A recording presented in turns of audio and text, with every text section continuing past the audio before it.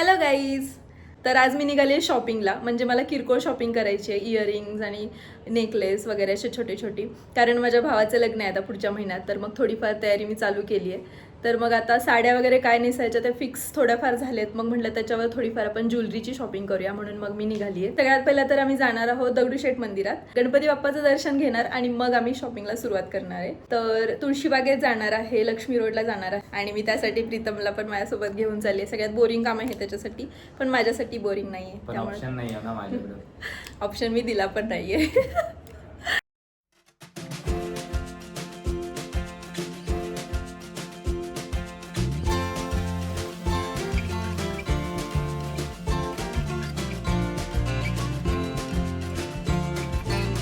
आम्ही पोहोचलोय आता इथे आणि गर्दी बघा किती आहे, खूप जास्त ट्रॅफिक झालंय. दगडूशेठ मंदिराजवळ पण खूप जास्त गर्दी झाली आहे. आता हार फुलं घेऊन आम्ही आत जाणार आहोत.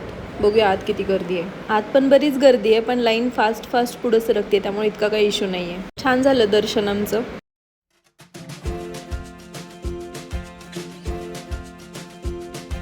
A few moments later. मला मम्मीसाठी अधिक मासाचं वाण म्हणून मंगळसूत्र घ्यायचं होतं 1 ग्रॅम गोल्ड मध्ये. तर त्या शॉपिंगला सगळ्यात पहिला आम्ही आलेलो. तर आता ती शॉपिंग झाली. लक्ष्मी रोडला फक्त एकाच ठिकाणी मला या सुंदर कुर्तीज दिसल्या. कॉटन मध्ये आहेत आणि खूप छान डिझाईन आहे त्याच्यावरती, आणि त्यामुळे प्लॅन मध्ये नसून सुद्धा मी पण एक कुर्ती घेतली.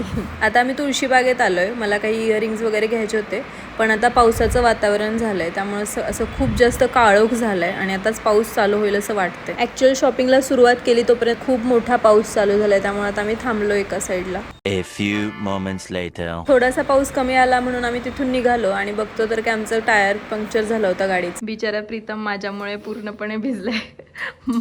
मागून वाळलेलं आहे आणि पुढून भिजलेलं आहे. अर्धा वाळलाय मागून, मागे होय पूर्ण वाळलेलं आहे आणि पुढेच भिजलंय थोडं. शॉपिंग करायची. मी पण भिजलीये. रेनकोट वगैरे घेऊन जायचं. मला काय माहिती पाऊस येणार आहे ते. पाऊस न सांगता आलाय, पावसाची चूक आहे. मी बघा केवढी भिजली आहे.